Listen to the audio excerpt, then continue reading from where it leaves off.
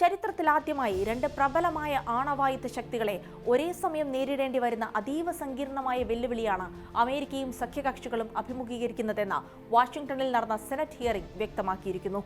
American senate സമിതി അധ്യക്ഷനായ Roger wicker ചൈനയെ ലോകത്തെ പ്രധാന ആക്രമണകാരി എന്ന് വിശേഷിപ്പിച്ചുകൊണ്ടാണ് സംസാരിച്ചത്. ചൈന തങ്ങളുടെ നാവികസേനയെയും ആണവായുധങ്ങളെയും വളരെ വേഗത്തിൽ ശക്തിപ്പെടുത്തുകയാണെന്ന് അദ്ദേഹം ചൂണ്ടിക്കാട്ടി. ഒരേ സമയം ചൈനയെയും റഷ്യയും തടയുക എന്നത് ഭാവിയിലെ കാര്യമല്ല, അമേരിക്ക ഇപ്പോൾ നേരിടുന്ന വലിയൊരു യാഥാർത്ഥ്യമാണ് എന്ന് സെനറ്റർ ഡഫ് ഫിഷറും പറഞ്ഞു. അടുത്ത 5 വർഷത്തിനുള്ളിൽ ചൈനയുടെ ആണവായുധങ്ങൾ ഇരട്ടിയാകുമെന്ന് അഡ്മിറൽ പാവറോ മുന്നറിയിപ്പ് നൽകി. നിലവിൽ 600 എണ്ണം ഉള്ളത് 2035 ആകുമ്പോഴേക്കും 1500-ന് മുകളിലാകുമെന്നാണ് കണക്ക്. റഷ്യയിൽ നിന്നുള്ള ഭീഷണിയും നിസ്സാരമല്ല.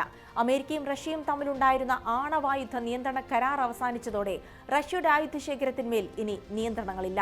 യുക്രൈൻ അധിനിവേശത്തിന് പിന്നാലെ റഷ്യൻ പ്രസിഡന്റ് വ്ളാഡിമിർ പുടിൻ നടത്തുന്ന ആണവായുധ ഭീഷണികൾ ആഗോളതലത്തിൽ തന്നെ വലിയ ആശങ്കയുണ്ടാക്കിയിട്ടുണ്ട്.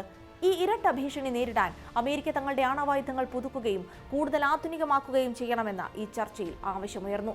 നിലവിലുള്ള മിസൈൽ പ്രതിരോധ സംവിധാനങ്ങൾ ശക്തിപ്പെടുത്തുന്നതിനൊപ്പം സഖ്യകക്ഷികളുമായുള്ള പ്രതിരോധ സഹകരണം വർദ്ധിപ്പിക്കേണ്ടതും അനിവാര്യമാണ്.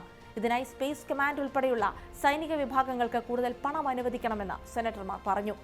റഷ്യയും ചൈനയും ആണവ ബഹിരാകാശ മേഖലകളിൽ അതിവേഗം മുന്നേറുകയാണ്. എന്നാൽ ആ വേഗത അമേരിക്കയ്ക്കില്ലാത്തത് ആശങ്കാജനകമാണെന്നും അവർ വിലയിരുത്തി.